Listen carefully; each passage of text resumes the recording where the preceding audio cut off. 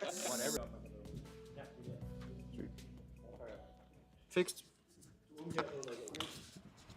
Test 1, 2. Test 1, 2. Ja, tak.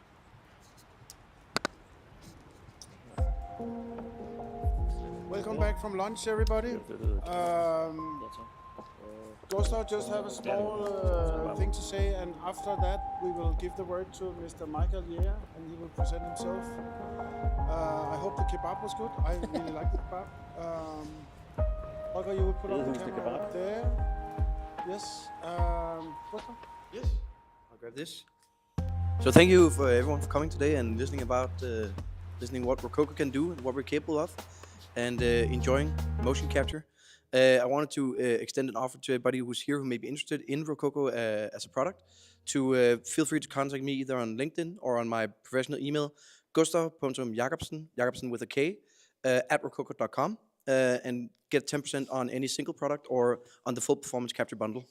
Just as a thank you for coming here and listening to me today. So yeah, thank you. Awesome. Brain bar 10%. Woo!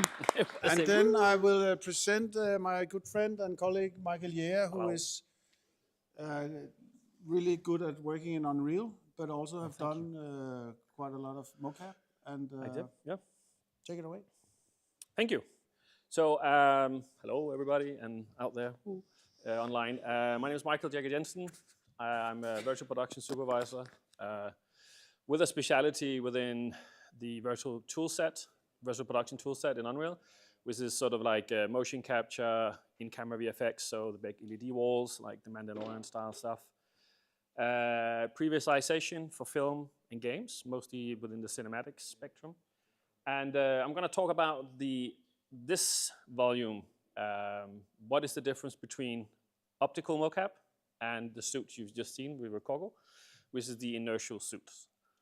So you've seen that the lovely people at Rococo, they're using this coil because one of the issues with the inertial suits is that the sensors only know where they are in local space. So they know where they are, sort of where that sensor is, and that sensor is, and then you can extrapolate the entire skeleton.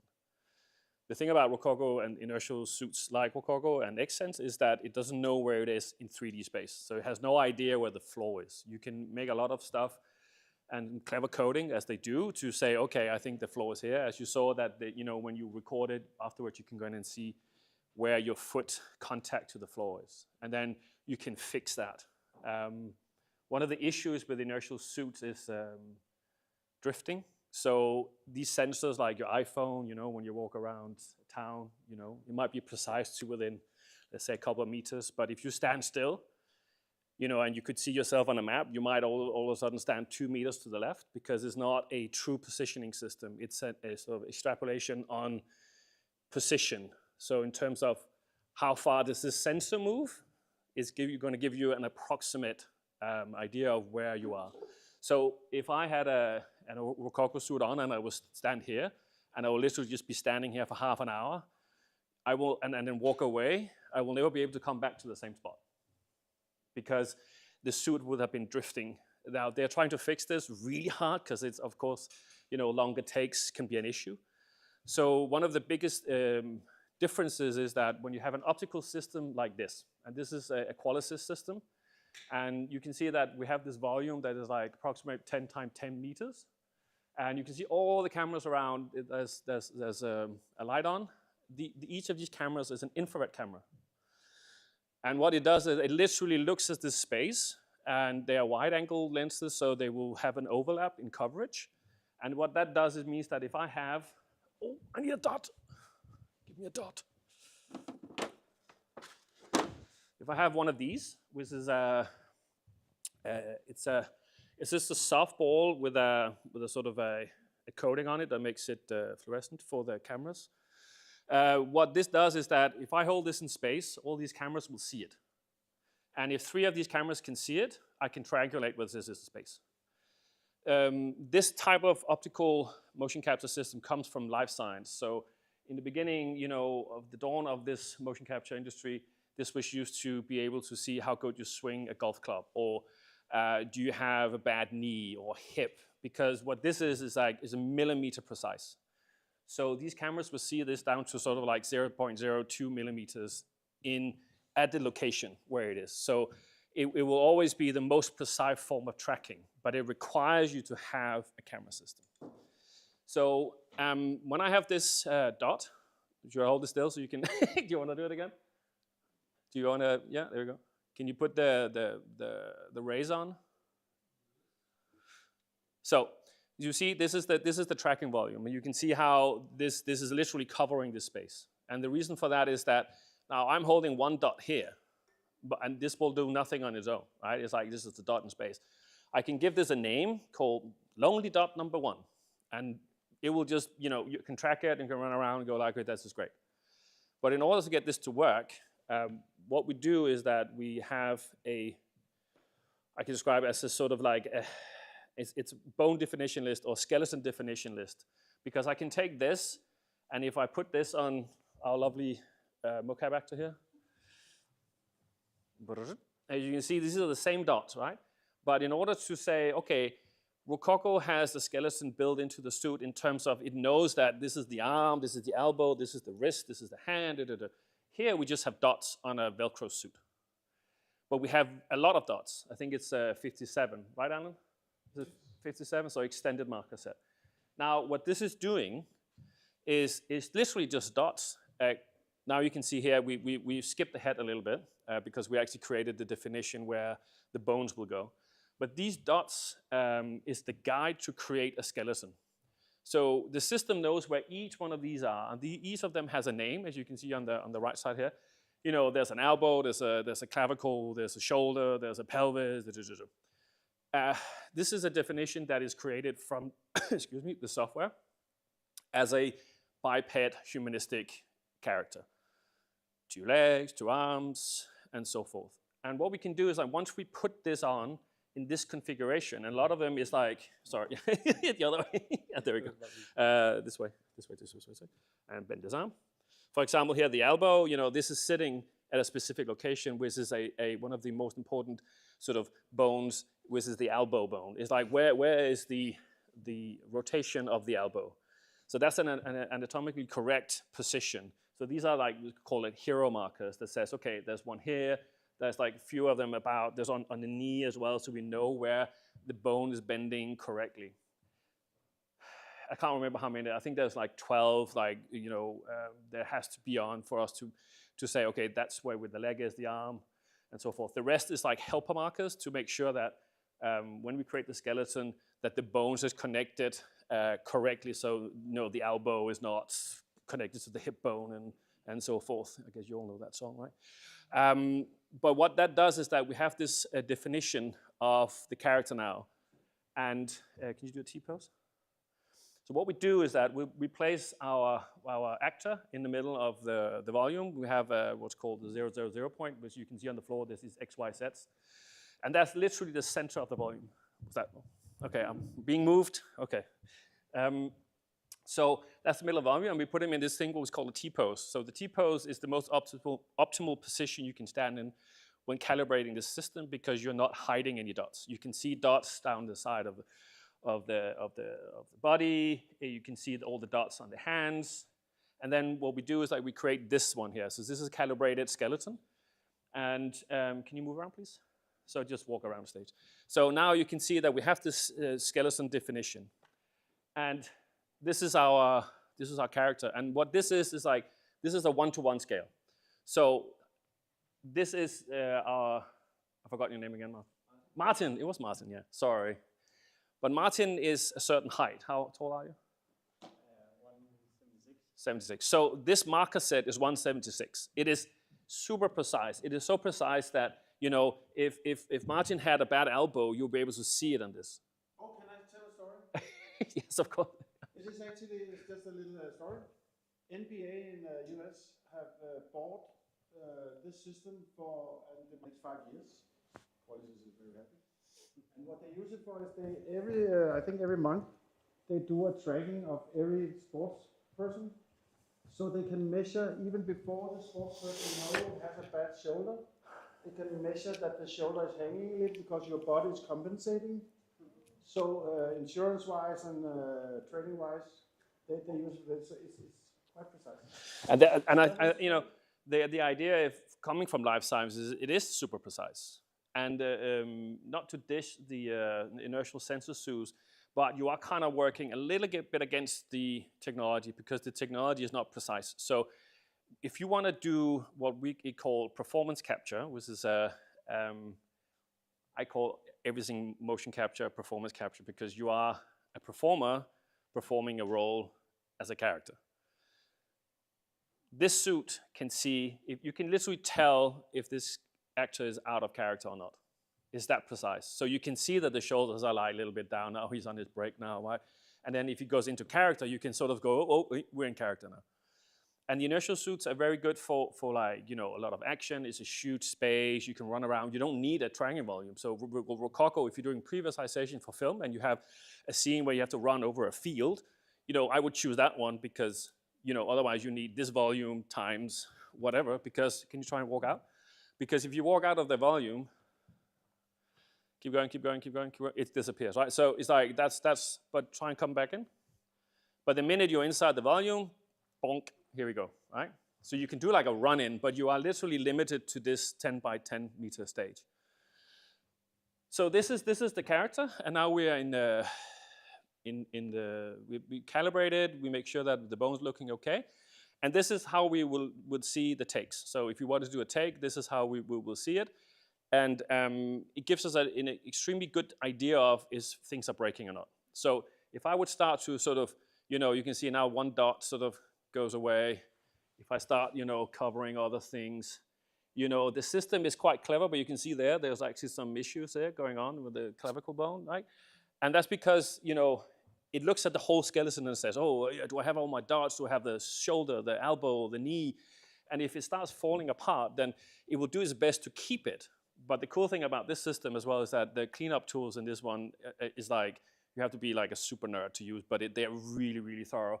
So you can always go back and recreate problems, remove problems and recreate the skeleton from the T-pose you did in the beginning, which is super powerful. So a lot of time you hear, oh, there's a lot of cleanup in mocap, blah, blah, blah. But you know, if you keep it simple, like this one character, you probably would have no motion capture cleanup.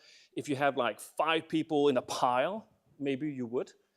But we can give it a small demonstration about what is different from this also to the inertial sensors. Because this is one coordinate system. So this is the same universe, we're all inertial sensors. So can you zoom out a little bit on the qualities? Yeah, there we go. So if you try and just walk over the box, let me just move this for you. So if you just walk over, so it's literally just tracking what you see. It doesn't care if there's a box or a ladder or like you want to hang it in wires and stuff. It literally does that. With the inertial sensors, you have to train it to know, oh, I think you're now moving up. But this one, you don't need training. It just takes the skeleton and goes, well, you know, the dots are moving like this, therefore he must be going up. It doesn't even care about it, right? Can you do like a roll on the floor maybe? So just, let's see. So these things are like possible with these stuff. So I'll show an example later about how they, in this space, also could do like stunts and stuff and fly rigs and things. But this is the cool stuff. And the thing about this, if you go back to the place you started, there's no drifting, there's no nothing, because this is the dots. Yes, question. Did it hurt when you made that roll? Did it hurt when he made the roll? So we're clever. These are squishy. Now, what that does is that it just gives us a tiny problem because these cameras will see this as a sphere. If this starts to squash too much, it's no longer a sphere. But if we put hard motion capture markers on this guy and he does the, you know, he'll come back, you know, really, really bad. These ones here. So these are hard. But this one can be used for other things. So this won't deform.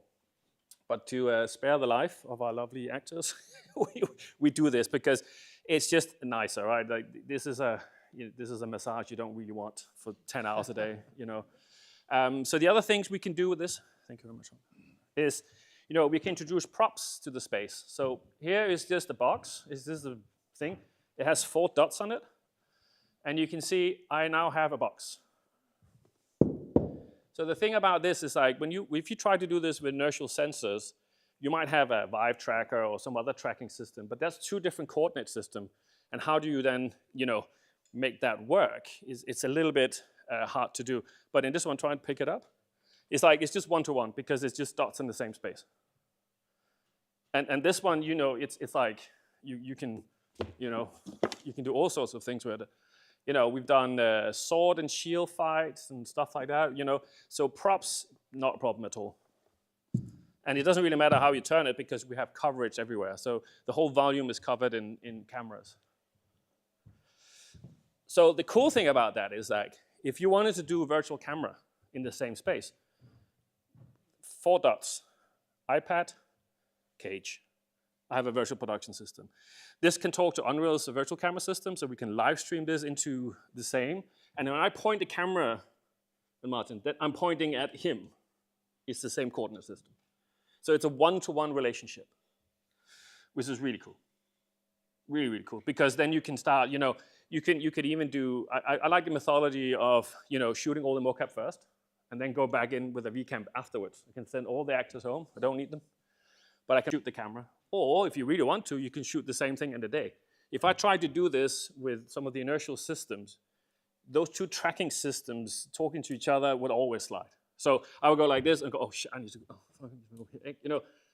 So using an optical motion capture system is really powerful. You need the system, but when you have it, you can do all sorts of crazy stuff. I just want to mention, maybe you were not here because Gustav showed us the coil from Optical, which worked really, really well with the new global absolute system, which is good. But for us, we need a bigger space, especially for hanging and lifting up in the air, goes on ladders. And the good thing here is the prop placement. But I just want to make some kudos to Rococo because I think the coil system is getting along. Oh no, it's very cool for that system, for sure. And, yeah. And it actually worked. Last time it didn't work. But I think they come a long way with that. Yeah, it's a kind of where do you use this and where do you use the cover? The coil system is basically a micro volume because it has a reach, right? It's a magnetic field. So, but you can extend it. You could hang it like 4 of them. I can't remember how many you can, but they were not too happy about that. No, okay, but that's coming in a later version. But you can. The cool thing I would say about Rococo system is that for this guy, if I were to track the fingers, I would have to put dots on all, and now I'm stressing the system a bit because it might be smaller dots. There's many of them. If I have 4 motion capture actors in the volume, but all 10 fingers going. So Alan and the Brainbar team has developed this plugin that is like integrating Rococo's gloves into the whole solution. That means that we can use, because the Rococo gloves are really cool, so we don't need to put dots on. We can put the gloves on and then integrate it into the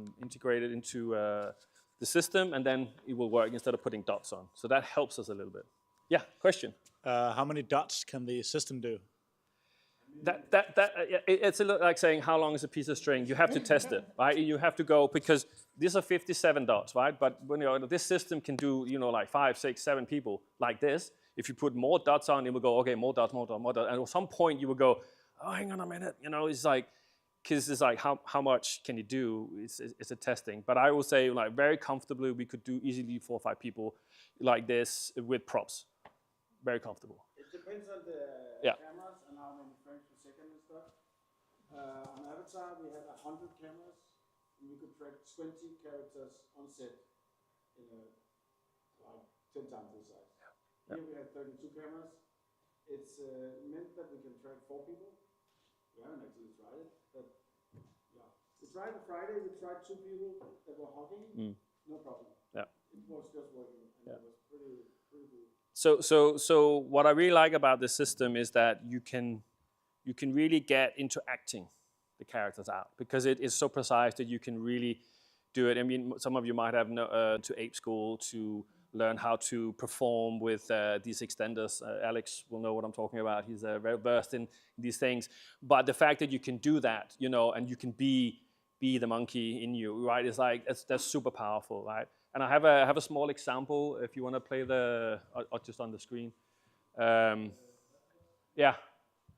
So I don't know how many of you are gamers. Anybody knows any game? Yeah. Okay. Last of Us. The first one. No. Yeah. So I just want to show you a quick example. So if you want to play the clip. So this is The Last of Us. So obviously it's a couple of years old, but this gives an example of what you can do with a system like this. Because if you have ever played this game, you know that the characters, their performance is really fucking good. You really get to feel that you're there with them in the scene. The way they're acting. They don't do facial capture right here, but the fact that you have all these characters acting together in the same space, and you create a safe space for the actors to really feel like, okay, I need to be in character now. I am the character. I am this person. And then everybody just steps aside and let them do their thing, which is different from a film production where you have like hundreds of people around you all the time, and things are happening. You're really trying hard. But here you can really dive deep into your character and really portray that well.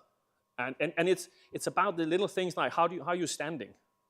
If she were to do the dialogue, she's not in character. You have to inhibit the character because the system can see it. So if you're out of character, you go, hang on a minute, what? It's super precise and really cool to go from. There's a debate: is it performance capture? Is it motion capture? I call it performance capture because it sort of implies the art in it, whereas mocap, yeah, I would say if I need to do 60 run cycles for a game, I will call it motion capture, right? It's like how much in character are you, right? But I love this stuff because you can literally, for cinematics, for games, you can literally, really get the action out of the people, and the characters will just come alive. That's also why it's important for the actors, motion capture actors, also to know a little bit about what you're doing. And Alex will talk about that on the later workshop. But is it for game? Is it cinematics? Is it film? Is it VFX? Thank you very much. Yeah. Any questions? I'm just talking. Yes. My question would be: is there are no Sorry, the microphone. mic? Sorry. Thank you.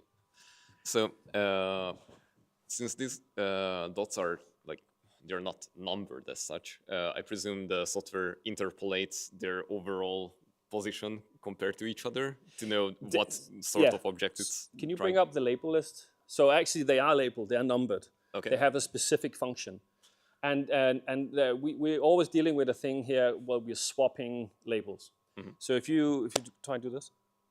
So one of the things here is that if some of these dots get really close together, obviously it's impossible for the system to go, is it this one or that one? I mean, you might keep the name, but you don't know if left is right and right is left. Thank you. So, but that's why the label list is here. You can see that it's called like mic back left, mic back right, wrist front, wrist left, wrist back, and so forth. And if it contains this name in the right order, and the labels will stick to the tracker marker, then you will have the proper skeleton. If you start swapping, and especially if you do if you're bending down and you're merging all the dots together, you can have swapping. But there's some really great tools where you go, okay, these two are swapped. Drag, select, click, swap, boom, fixed. So yeah, so everything is labeled. Everything has to be in order, otherwise we get chaos. We don't want that. Not in this instance. Any other questions? Yeah. A physical scene, like a fight scene, wouldn't that start to get difficult when you get close to one another and start covering up these balls? I mean, it depends. Okay. How many we're talking about. If we're talking about 4 people, there's a lot of these motion capture companies who will show, like at SIGGRAPH and things, like people lying in piles, because that is literally the holy grail of this. Can you do that or not? And the software is getting better and better. So I would say it's per scene base. I would look at it, and I will try and go, is there something we can fix?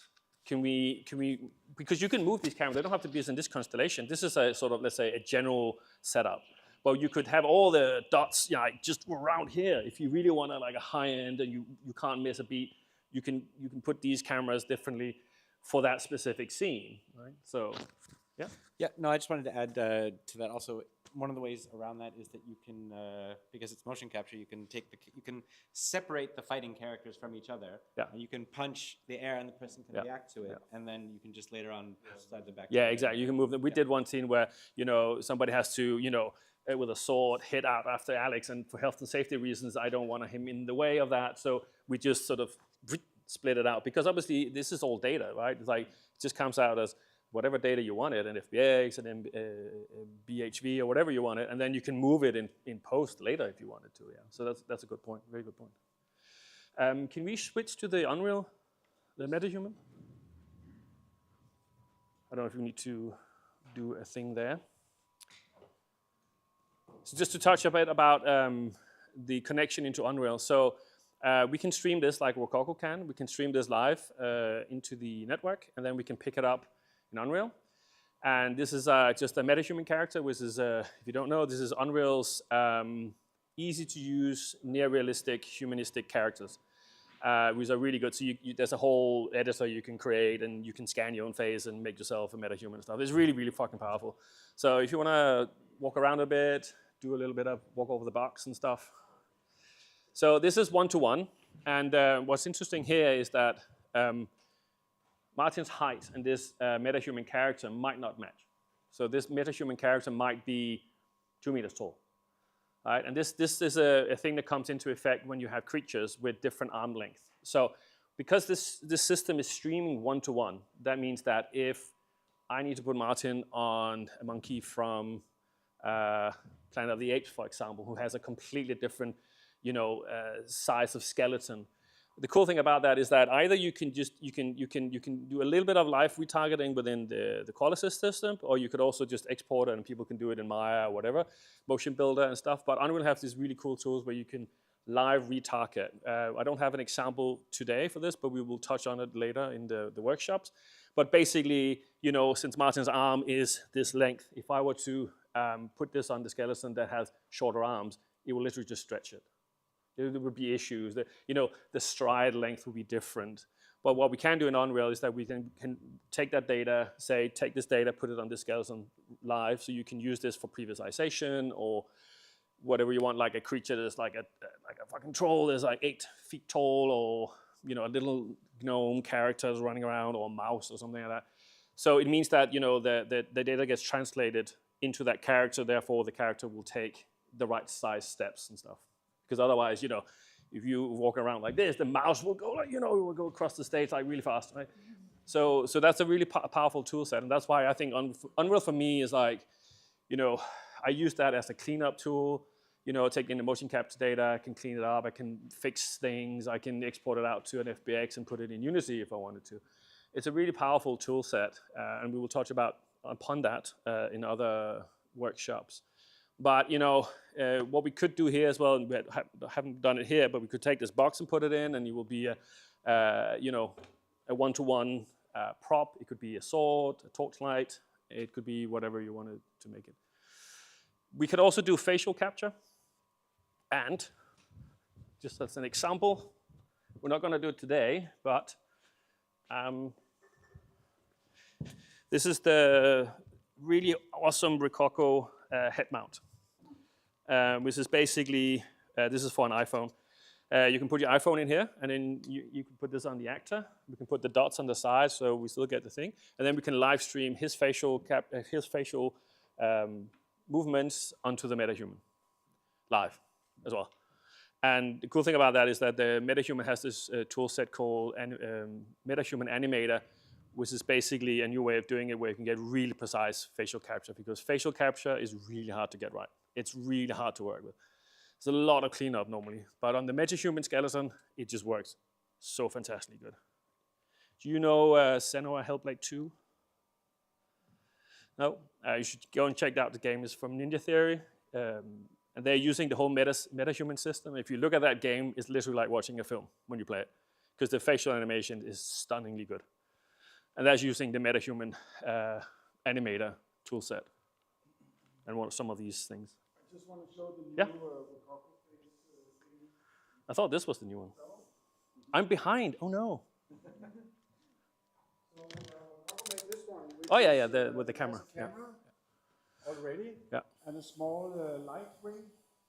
So it's only works on Android for now. Yeah. But it's kind of it's so light. Yeah. Sorry, lift it. It's just so light.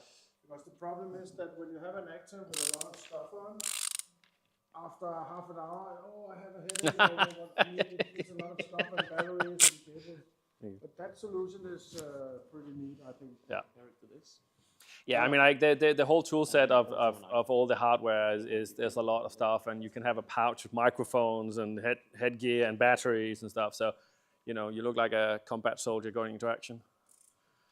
I wanted to, thank you Yeah, you're welcome. very much. It's very interesting. I wanted to kind of just turn the camera a little to you guys and ask you all, what is your story? What is your interest? Where is your, compared to Mocap, have you worked with it? Have you, I don't know if anyone has something to say about that, but I just wanted to kind of understand the audience. Why are you here-ish? If you don't want to talk, you just put the baton to the next one. That's for sure. Yeah, I'm a little bit embarrassed, but don't okay. worry.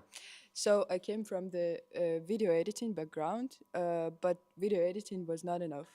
So that's why I started to kind of learn graphics as well. And obviously, I've seen people around me filming and using the motion capture for the films. So I'm just like, wow.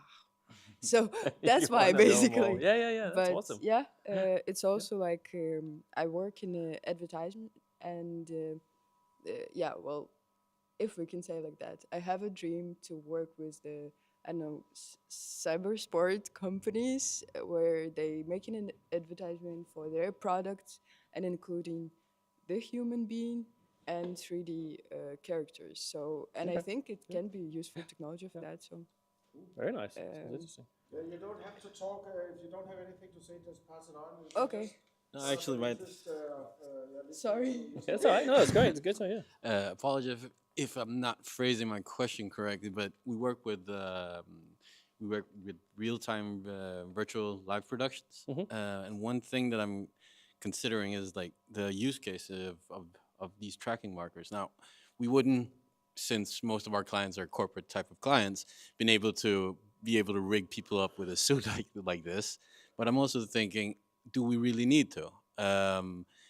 Having the information just in layers relative to the camera would possibly be useful enough for us in order to like put in graphics and have them kind of move around digital objects. Sure. I mean, And- it depends what you want to do. If you want to, you can record all the action. You can have a whole library of movements. Yeah. And then just put like a walk cycle. He's walking, standing, normal, standing, agitated.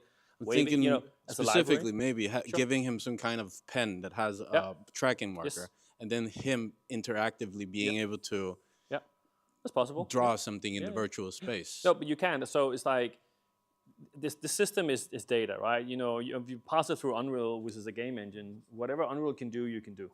So you can have a character, and then you come up with a system that does exactly what you describe. It draws with a pen. It leaves a trail.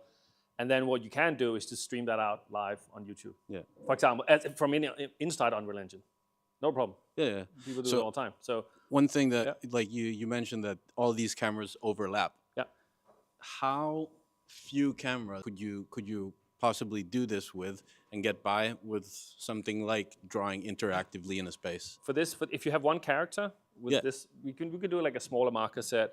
I mean, like between eight cameras would probably be enough. But I would go back and look at what do you want? What do you need? What is because it's like, do you need this setup? What Mocap was is like just some dots you put on some wrist, which is Sony that has developed that for VR, right? Can you do that? So it's like, and what is your need for it? What can't go wrong? Is it okay if he's sliding or he's not standing in the same spot, or do we only see him from the waist up, or is he locked in place, or you know what I mean? It's like if you workshop that a bit, then you will find an answer to what technology will do the best job for you. If I were to do like a live presentation for Maersk with the CEO, you know, I would do this. Gliding Not because is they have fine. money, but because it's like that's a pro solution, and they want walk around, and he's like there all the time. If you're just live streaming to everybody out there, you know. But it depends on what you want to do. It's like, again, you have to, with Mocap, I think planning is key. You have to think about what you do, because it obviously has a cost involved, but where do you start compared to what you want? You know? The amount of cameras is directly related to the size of the volume. I get that, but as long as they can triangulate, Oh, yeah, which totally. they can see the object. But again, so it's like if you have 8 cameras, maybe you have 2 times 2 meter volume, so you can't really walk around too much, right? No. If you want 10 times 10 meter because he has to run across the floor, then it's like then you need this. Yeah. So it scales up, right? And then Get you might go, well, as I said, we want this, so we should use a Rococo suit instead because they're not that expensive, right? But it's like, Or you can use. yeah, you can hand animate it, use an export control. I am mainly an actor and sometimes director as well. I also do study a bit of creative branding. So I wanted to see from all aspects how this is being used, especially acting in a gaming scenario. But I was also wondering, where is it being used the most here in Denmark at the moment? That's a very good question. It's so Alan and I and everybody in this room has been on this journey for many years by now, and I come from a background at Framestore, from 15 years ago. But working in London for 14 and a half years, where you can basically go around down to Soho and find somebody and walk in and go, I need 8 hours of mocap. What I figured out was like I came to Denmark and I was like, I need mocap. I was like, there is nothing. Where do I need to go? And it's like, I need to go by Kansas and Stockholm, but they do all the Marvel stuff. And I was like, this is why we exist, because there's a gap. We want the industry to adopt this technology, because we can't believe that Denmark is not using this where everybody else outside of Scandinavia, well, Denmark is not using it. Because it's a wonderful technology, right? It's like you can use so many things. It's like, why are we not doing this? What are we so afraid of, right? So that's the journey we're on, is to literally showcase. That's why this workshop is for as well, is to educate people that it's not dangerous. There is people who know what they're doing. If you want to do something, you are in safe hands, right? So it's a conundrum, but it's the whole industry. It's not film, it's not games, it's the whole thing. It's advertising. People go, I don't know. I would say we have some game companies. We have IO that makes Yeah. Hitman. They have They a use it small, extensively. volume that they use for walk stuff and idle stuff and small acting stuff and the split and Yeah. but that's an in-house. Yeah. That's an in-house thing, and it's quite expensive to rent, as I understand. If you can, yeah. I don't think And we wanted to kind of democratize it a little, and everything we do here we do for free until there's money involved. So it's kind of it is a journey, but it's with a low market. It's a bit slow, but yeah. And it's also show and tell, right? It's like, because I can understand why people go like, yeah, I've heard about mocap. You see the sort of really cool behind the scenes. Oh, there you go. Behind the scenes, for big production, you go, oh, well, they have 90 million gazillion dollars, right? And it's like, oh, we have 10 million for Danish film, right? What should we do? And it's like, well, we want to create a space where you can do it. You can come and explore. You can come and try it out, and we can talk openly about how much what does it cost?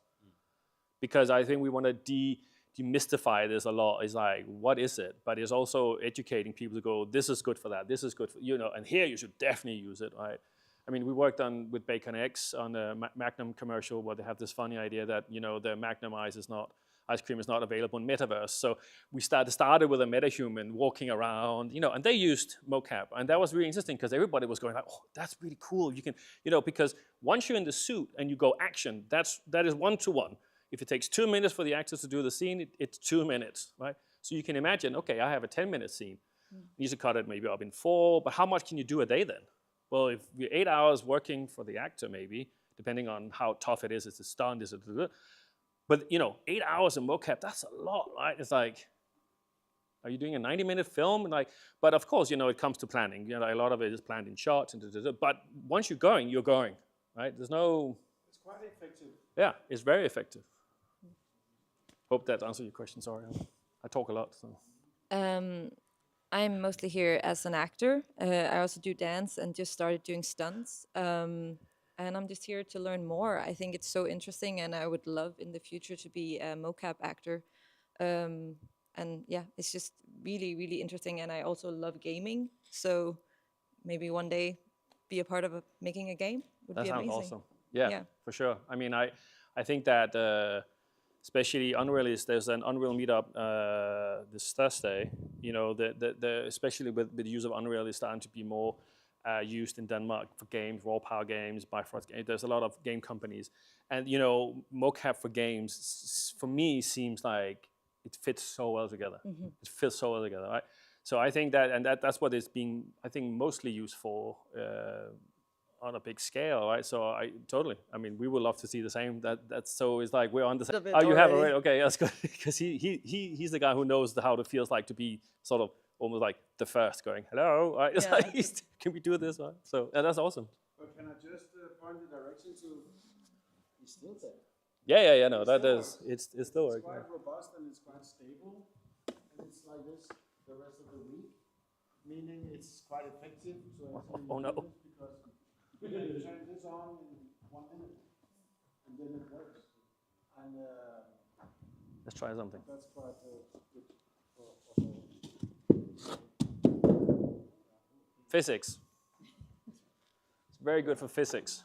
So yeah, that's a good example because it's not always only humans who mocap. It's also stuff that it could be a puppet, it could be your 3D printed thingy. What's called puppeteering and stuff. It could be whatever. It could be a bouncing ball.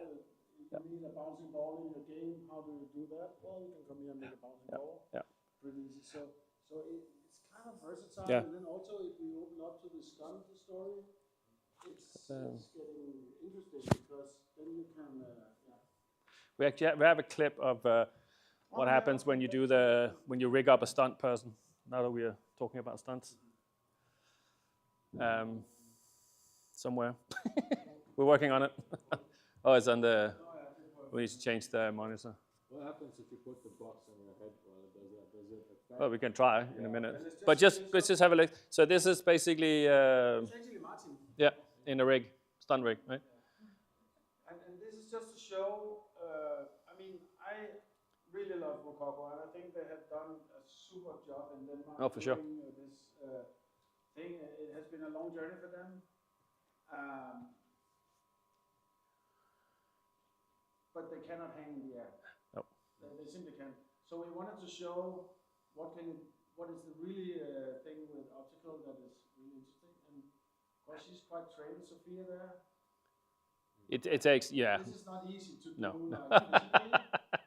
But so when you're hanging in the harness and 2 points here, and that's what we want to put out on the market, stuff that we cannot do anywhere else. Yeah. And especially within games as well, you can imagine you have people who are spellcasters or whatever. They have to float in air and they have to come in really cool and land like a superhero and stuff like that. We can do that in here, right? So, and that's going to be a tough crowd for the Rococo team to crack, right? Because it's a lot of stuff there that needs to go right. So yeah, this is really cool. For the assignment, Yeah. you choose the tool for the project. Sometimes we can use Rococo, sometimes we use Optical. Oh, there it went.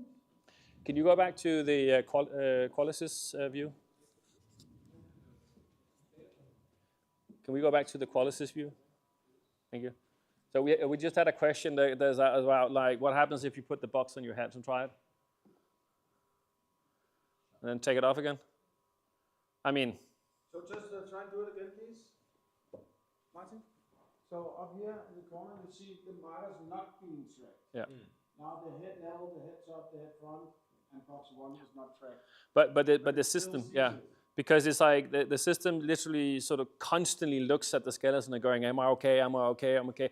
And I think it's something like if 2/3 of the markers are gone, like the more stuff, if they fall off, and all of a sudden the leg will be like really weird, and you go, okay, hang on a minute, right? Something's wrong.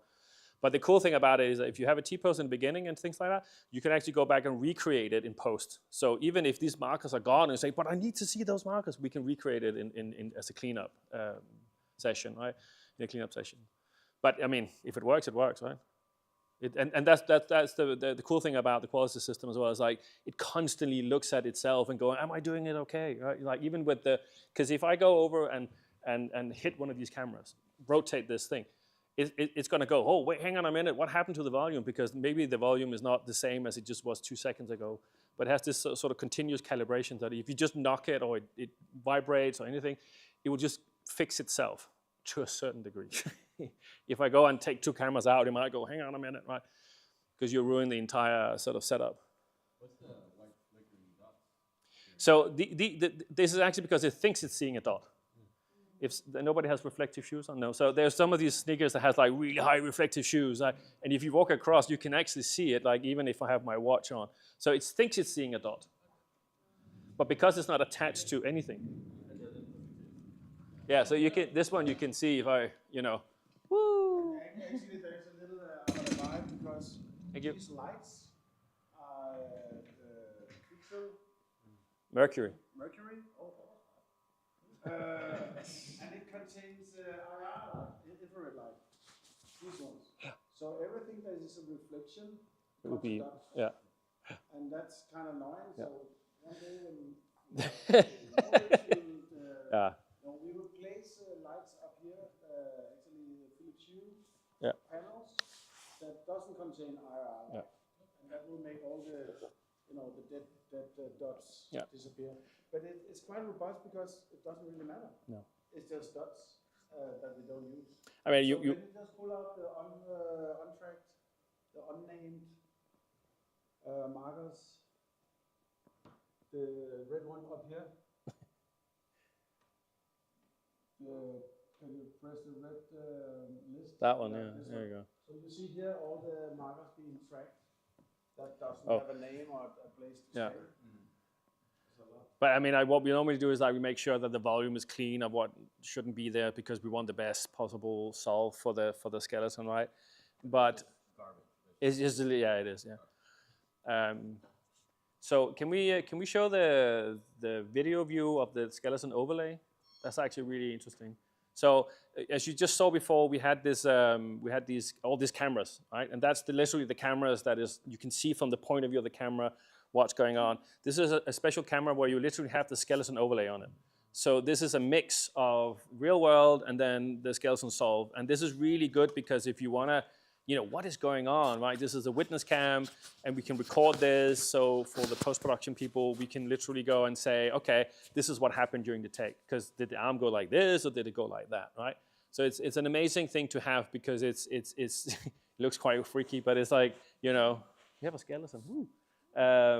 It's about making sure that what we're seeing is what we get as well, right? So it gives us an extra chance of just verifying that things are the way they should be. I think we were going any more introduction of. Do we want to continue before I just continue talking? All good. One reason to be here, but I work as a cinematographer and I want to get smarter and work with interesting tech. You should come back when we do the previsualization talk. I would love to. In a couple of Mondays from now, because that is basically, about maybe more your segment of film and cinematography. Sure. Yeah. Would love that. Yeah. So I do lighting and visual effects, and I think I'm kind of interested in figuring out if there's a use case for this technology in between. Like, I do a lot of live action with real people, real sets. Is there an in-between where this makes sense, where it's not like all CGI, all $1 million budgets? That's mainly what I'm interested in. Do you have something in mind? Have you thought about something when you see this now and go, maybe I could, there would make sense, or there, or? Yeah, well, I mean, a thought that just hit me was when we were talking about props. Like, I never thought about motion capping props. That makes so much sense. It's interesting because I believe that if you go to one of the big Pinewood studio, for example, in England, some of the stages are all motion captured. There's metadata for everything, so camera tracking, lenses, things. So you can request, can we just track that thing, or you can set it up, right? And it's a mythology that in Denmark, because the budgets are so small, we don't have. But I will bet my ass that if a DOP or one of the post guys will do a lot of stuff to try and get a lot of this data. I think they might have to get it themselves now. I'd have to come up with a solution. So, but if you had this in a live action film, and you have one thing you need to go, okay, that football needs to be something else afterwards. If you could track it and it was precise, you might not have to do tracking in comp. You know, you might not want to. You might. So I don't know. Yeah, there's a lot of options to it, but I also think that you're working. There's nothing the other way. There's nothing available right now. You have to invent it yourself. I think for the most part. Just a little demo here. I just took a ball that is soft, and when I squish it, I mean, what we tell the system is that this is an object, but when we squish it, at a point it says, "Oh, no, I cannot recognize it anymore." It's kind of interesting because kind of works. It's an interesting test to see also because, knowing what it can do is good, but what it can't do is equally more important, right? That you go like, oh, can we do this thing? It's like, we can always figure it out. Like, this business like Post, it's the business of figuring out what can we do, right? It's like solving problems basically. Yeah.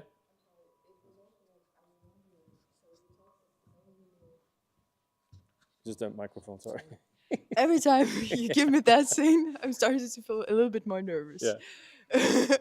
But what I try to consider, like you told that productions actually need to think about which technology that they need to use. But as I get it, for filmmaking, you need to use more precise technology. Do you think they actually trying to decrease the amount of space they can use? So basically, what do you need to consider in a pre-production to film with this technology? How many factors? I mean, it depends on what are you trying to achieve, because obviously on the big, movies like Marvel and stuff, maybe 90% of the characters are digi-doubles, right? So it's like, so that makes sense to have all this gear, right? All this precise motion capture, because, it saves time, because if you have to hand animate all that movement, you will never finish, right? So. Or we kind of have a session addressing this. Yeah. Okay. By opening up for the talk about what is needed when you have an idea. Where do you go? Who do you talk to? What does it cost? And how do you plan? Yeah. That is actually the next session on next Monday. Yeah. And we want to talk about these things. Maybe we haven't really decided what the talk is. But is there anything else you wanted to know about that? Yeah, it was just like, so you told specifically about Brown, and I was just wondering, can it be possible not to continue with this setup? Yes. Yeah, but you kind of just loop it, or loop it. Loop the movement into. Oh yeah, no. I mean, if I record 30 seconds of me just walking a walk cycle, I can loop that infinitely and then move it across the screen, no problem. Yeah. I mean, so it's about, they do that in games all the time. They literally just blend between animations, right? So games would often have, a set of, let's say, 80 movements: running, walking, jumping. For me, when you play a character, and you run forward and then you decide to stop, that's two different animations just blending between it. And the computer does the blending. It says, it's like a video clip blending, basically. It's like a transition, right? Yeah. So it transitions from one clip to another, but it's clever enough to understand that it can't be, janky. It can't look chaotic. It has to look smooth, right? So it does that, right? Okay. So if you plan that correctly, then you can have like a set of animations you can use again and again and again and again. And there's a lot of stuff. Miximo, for example, which is an online shop that is, I think it's still Adobe's. It's a huge library of movement. You're running, jumping, hopping, but it's not character based, so it's like generic movements. Yeah. But if you want them jumping angrily, I don't know how would you jump angrily? So then you're in sort of like, okay, I need to create it, right? Yeah. But I would also say about the system, now we looked at Rococo, right? There's Xsense, there's Mocap, which is these sort of bracelets you put on. Maquette, your friend Alex, makes the, yeah. So what's happening, Marriott, sorry. What's happening is obviously camera vision, and if you talk to the people who make all this system, they go, yeah, camera-based, but it's going to take some time. So at the moment where you're at now is that you can, Rococo also has it built-in, you can use an iPhone and you can record yourself. You don't need to put any suits on, anything like that. But there is still sort of like a problem is that, you can do it, but you can't do it good enough. There's a lot of cleanup because the foot might be sliding like this, or, so it's not like one-to-one, but it's coming, right? It's definitely something that we're looking into as well. And the manufacturers of the cameras are obviously going, well, you might have to change all the cameras to video cameras. But, there you go, right? I mean, it's like the technology will advance. And it's good for consumers and good for us because you have a toolbox that is quite big now. It's not just one thing you have to do. You can use this. Is it good for the project? What's the budget? Right? It's like that's the thing as well, right? So there's plenty of options, but there's also plenty of, I would say, use cases out there, cases where you see people are taking the wrong decision, right? And I see a lot of people talking about it's like, oh shit, no, we wanted to do this, but either we didn't have the people who knew how to use the system, or we thought it was easy to use, you know. Animation is hard, right? So if you hire an animator, you know, well, there's a reason why it's costly. If you want humanistic movement as an animator, that's, you know, you better have a budget, right? So, you know. Also, some characters are not possible to make up. For example, we heard a story about the Troll. You know the Troll movie from Norway? It's a Netflix. It's not mocapped. It's keyframe animated. Because they couldn't figure out how to put in it's 50 meters tall and it's very, very heavy, and it just didn't look correct when a person did it. And they used Andy Serkins' studio as Imagineering, and they ended up doing it in keyframe because the gravity of all and the big, so it's you need to test. Yeah, but there's a lot of I think there's a lot of really nice projects out there where you can see how they used it in one form or another. There's this I think also Netflix called Giant Robot Brothers, and if you find the behind the scenes for that, it's really interesting because they use, you know, sort of the X-Sense suit only for previs. But that was because, you know, they have giant robots going through like this sort of what's it called, like the giant style in like Godzilla and all that stuff in Japan, like wrecking. And what they needed was like timing, and they had a plane that was this big, but the robot was this big, and then they shot the whole thing and then chucked out the mocap data and then hand animated for style, right? Because they wanted a specific animation style on 2s, 4s, whatever it was. So that's another, you know, concept. Like, why would they want to use mocap then? Well, it's because you can previs the entire film before you start. And why would you do that? Because now you know where the problems are, you know how to solve them, you know what the film's going to feel like as well, right? So that's another example of it, right? That you don't have to use it all the way through. Use it for where it makes sense. Which is also the problem, because if you try to do something where you should have been using mocap, you will figure out that, you know, hand animation is expensive. The storytelling with the camera, the feel, handheld feel, dolly moves, great moves. You can quite easily test all this in different moods when you have some acting in front of you with the virtual camera. So that's also, I think, that is quite useful. Yeah. Previs. We have a session with previs where we are diving into how we do previs and why it's clever to do previs. And so we won't dive too much into that today. But I think it's more or less what we have for today, really. And so thank you, everyone. I appreciate you came. I would like to hear your opinion of the format, because it's interesting for us to understand what we can do better. And but we can do that in the chat after. So just maybe give it a thought. And again, so I'm not. No, I was just saying, if you have any questions or anything afterwards, you know, come home. Just, you know, I think Alan does an email to Brainbar Studios. You can fire it off to maybe and say, hey, can I talk about this? Or So we had gone through Optical, we ate some lunch, we talked a little about the optical stuff. Martin, you jumped around, we had some updates. So yeah, that's now we can get some clients and work. No? Yeah, I'll stop talking now. So Michael starts to stop talking. And we have been streaming today also. That's kind of interesting. Yay. Did you get some feedback from anyone on text? Yeah, that's cool. So I think that concludes today for today, the session number 1 in the workshop series. Thank you again to Nordic Film Fund for the lunch and all. So very nice. So yeah. Thank you. Thank you. Hey. Thank you. And cut. Yeah. Well, that's another thing. Yeah, precise hands. Woo. Get that for free. That is all for today. We will be streaming the next Monday as well. We're trying to stream every single one, licenses permitting. And Det var jo ikke så meget. for, I'm just going to go into frame. And